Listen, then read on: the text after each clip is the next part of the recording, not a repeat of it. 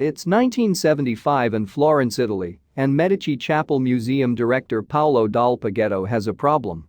According to the Washington Post, the institution sees over 500,000 visitors each year. But the only exit and entrance are close together in a cramped corridor. So, the director is hunting for an alternative way out. He moves an old piece of furniture in his hunt for extra space. Unexpectedly, this reveals a trapdoor set in the floor. And opening it reveals a hidden cache that will astound the world. A man squeezed through this chapel's lost trapdoor and found a hidden room of forgotten secrets. Dal Poggetto had been in a small room of vestry just off the main chapel when he made his discovery. He'd been moving various pieces of furniture just to see whether there was any possibility of creating an exit from this diminutive chamber. But it was when the expert pushed aside an old wardrobe that he spotted the wooden trapdoor. The museum director pushed one old wardrobe in the vestry aside, and that's when he spotted the mysterious trapdoor. It seems this small entrance set in the floor had been entirely forgotten about over the years. Pulling it open, Dal Poggetto saw a steep staircase leading down into the gloom. And as far as he could see, the space was filled with junk. It seems that this forgotten chamber hadn't been used for some 2 decades. Previously, it had served as a store for charcoal which fueled the primitive heating system of braziers. Then in November 1966 the river Arno, which flows through Florence, flooded with devastating consequences. The deadly waters reached heights of up to 20 feet and claimed the lives of 101 of the city's people, according to the website Into Florence. The Basilica di San Lorenzo is a church of the Medici family. It also includes Michelangelo's new sacristy and that mysterious chamber under the trapdoor. Sadly, the church is one of the places that was deluged by the flood.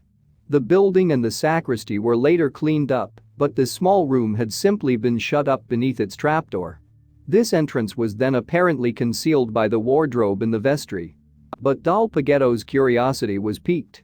He decided that this puzzling room beneath the museum was worth further investigation. So, the director set about clearing it out, and he also began to strip back the whitewash that covered the walls. And what emerged after hours of painstaking cleaning was truly astonishing. It turned out that this hidden chamber had a direct relevance to the splendid tombs of the Medicis that lay above. But who were these Medicis, this family with the wealth to create these splendid tombs executed by one of the leading artists of the day? Well, the House of Medici first came to prominence in the city-state of Florence in the 13th century, thanks to its banking and business operations. But it was in the 15th century that the Medici family rose as a leading power and financier behind the Renaissance. The Renaissance, which can be translated as the rebirth, was a period when art and culture blossomed in Europe. Great artists such as Michelangelo and Leonardo da Vinci were able to flourish during this period, with the patronage of wealthy backers including the Medicis. In 1434 Cosimo de' Medici rose to power in the city-state of Florence. And he was the man who helped make Florence the key location for the creation of the Renaissance. The Medicis went on to produce 4 popes and remained a power to be reckoned with up until 1737. That year the last of the Medici potentates sadly died without having produced a male inheritor. That meant the House of Medici's dominance had come to an end. But let's wind the clock back a bit to the time when Michelangelo was commissioned to create the new sacristy in the Basilica di San Lorenzo. The Basilica di San Lorenzo was built in the 15th century and was basically the Medici's church located in the center of Florence. It was actually built atop the site of an earlier one from over 1,000 years earlier. In 1520 Cardinal Giulio de' Medici, later Pope Clement VII, commissioned Michelangelo to build a mausoleum for important Medici family members. And this would come to be known as the new sacristy. Michelangelo and his team finished building the new sacristy where our mysterious chamber was found beneath the trapdoor in 1524. But that was far from the end of the project. The great artist now set about creating the gorgeous marble sculptures of the mausoleum's residents, which would take another 9 years of Michelangelo's life. Though it wasn't just these beautiful statues of the Medicis that people still flock to see today. Michelangelo and others under his supervision also carved representations of the Madonna and Child and Saints Cosma and Damian, guardians of the Medicis. There was also an allegorical series representing day, night, dawn and dusk plus sarcophagi, the intricately carved marble coffins for the remains of the senior Medicis. So, the Medicis, in particular Cardinal Giulio, were important patrons for Michelangelo.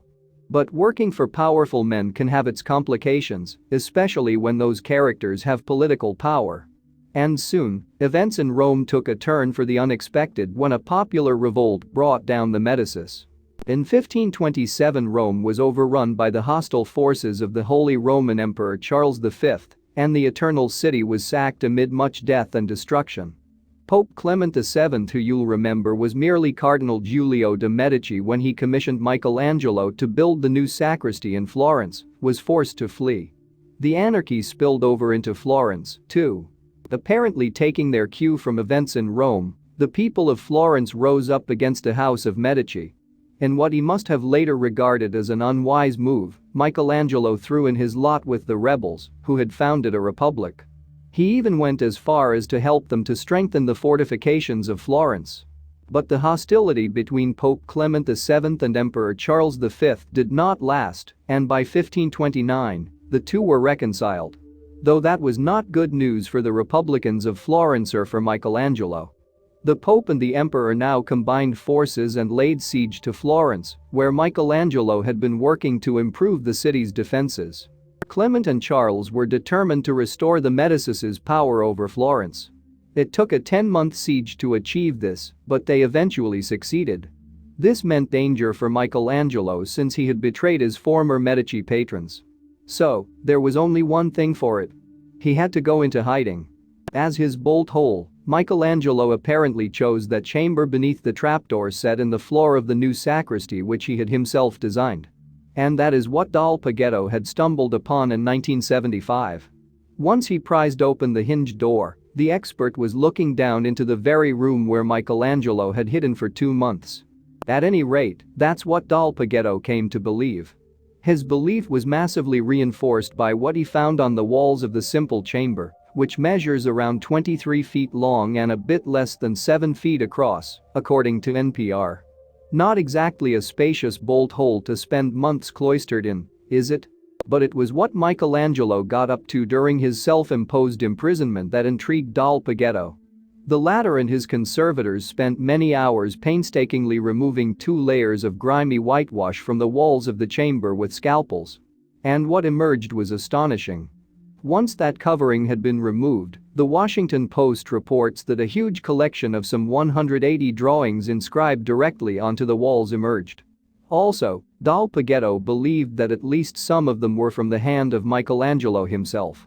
For any museum director, this was the find of a lifetime, previously unseen works by one of the masters of the Renaissance.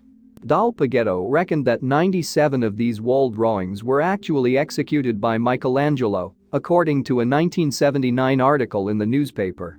The others, meanwhile, were probably sketched by the artist's students or assistants. These drawings by Michelangelo were especially valuable because of their scale. Unusually, many of these works were life-size or even larger. The size of these drawings on the chamber walls made them uniquely curious. During his working life, it seems that Michelangelo had habitually destroyed most of his working sketches. Those that have survived are relatively small and etched on leaves of paper that are only around 20 inches in size, according to the Washington Post. And what the drawings represented made them all the more fascinating. Apparently, they had been executed in sienna red crayon and charcoal. The pieces also appeared to be preliminary sketches for works that Michelangelo was in the process of creating. One especially intriguing drawing looked like an early draft of work the great artists would later execute on the Sistine Chapel walls of the Vatican City in Rome. Yep, these were the preparatory drawings of a genius. Some sketches looked very much like plans for the Laurentian Library, which Michelangelo designed and decorated in another part of Florence's Basilica di San Lorenzo. Other drawings were apparently preliminary work on paintings and statues that Michelangelo would create later in his career. For instance, one dramatic 7-feet-tall piece of work showed a risen Christ. One drawing in particular was outstanding in its interest. It simply showed a pair of legs. But these were not just any old limbs. Dal Poggetto believed they were a preliminary sketch for the statue of Giuliano de' Medici, the man who became Pope Clement VII, which would grace his tomb in the new sacristy. That, of course, was just above Michelangelo's hiding place. For her part, Paola D'Agostino described Michelangelo's bolt hole in a 2018 interview with NPR.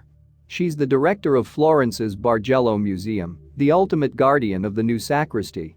She told the radio station, "You have to go down a series of very steep steps, and you start seeing all these drawings that are breathtaking." Some of the drawings on the walls of the chamber had particularly grabbed Agostino's interest. She said that one was reminiscent of Michelangelo's statue of David, perhaps the single most famous work by the Renaissance artist. If you ever visit Florence, don't miss it. The magnificent larger-than-life work can be viewed at the city's Galleria dell'Accademia. D'Agostino went on to describe an especially fascinating sketch of a statue from ancient times called the Laocoon. The statue was discovered in Rome in 1506, a year that Michelangelo was in the city. It portrays an attack by sea serpents on a Trojan priest and his sons, which is a scene from classical mythology. D'Agostino explained, Michelangelo was obsessed, as were all the other sculptors of the time, because it was the incarnation of movement and deep expression in sculpture. Dal Poggetto moved on from his directorship of the Medici Chapel Museum in 1979 and sadly died aged 83 4 decades later. In 2017, his former post was held by Monica Beattie. She backed up Dal Poggetto's story of a fearful Michelangelo who was forced into hiding by the return of the Medicis.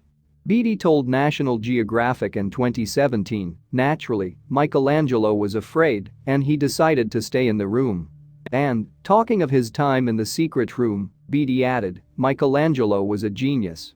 What can he do there? Just draw." So, we have an excellent story.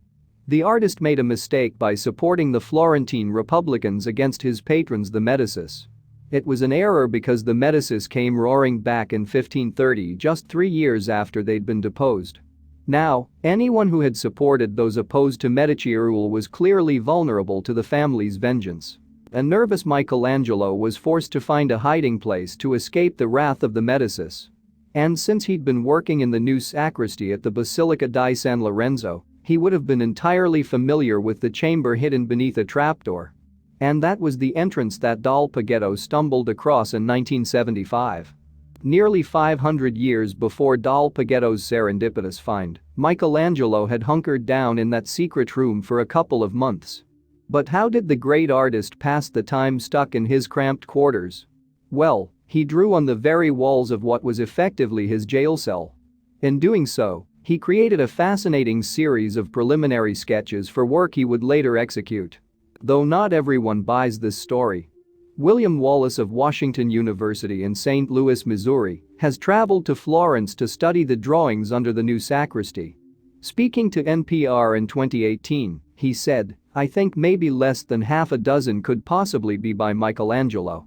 Clearly, that's a noticeably more conservative assessment than that originally made by Dal Poggetto. Wallace told National Geographic in 2018 that many of the sketches might have been drawn by assistants rather than the master himself. And trying to work out what might actually be a work directly attributable to Michelangelo himself was no easy task. Wallace observed, separating one from the other is almost impossible. Wallace also doubted that a man of Michelangelo's standing within Florence would have been forced to hide in this dingy chamber beneath the new sacristy. After all, couldn't the artist have turned to one of his other wealthy patrons? Wallace also has a suspicion that these sketches may have been drawn before the time that the Medicis returned to Florence in 1530. He thinks they may have been drawn earlier in the 1520s when Michelangelo and his assistants were working on the new sacristy. Though Wallace pointed out that whoever made these sketches, they are a fascinating and informative addition to our knowledge of Renaissance art. As he pointed out to NPR, it's a glimpse into something of the culture of the time. These drawings are part of the day-to-day routine of what a bunch of people had to do to put together a complicated and important work like the Medici Chapel. Wallace also expanded on this theme when he spoke to National Geographic. He told the magazine, "Being in that room is exciting. You feel privileged. You feel closer to the working process of a master and his pupils and assistants. It's easy to see how any art historian would be excited by this find from the 16th century, whoever the artist truly was. There seems to be little doubt that these wall drawings were created during the 1520s. And at least some of them may have come from the hand of Michelangelo himself. Whoever was the author of these fascinating works casually drawn on the walls of this room lit by a single small window, they are an intriguing insight into the work of Renaissance artists. But what of Michelangelo? What was his fate after the Medicis came back to Florence? Well, it seems that they eventually pardoned him for any treachery he might have committed. Perhaps his genius as an artist simply outweighed any transgressions in the minds of the Medicis. Thanks for watching, and don't forget to like and subscribe.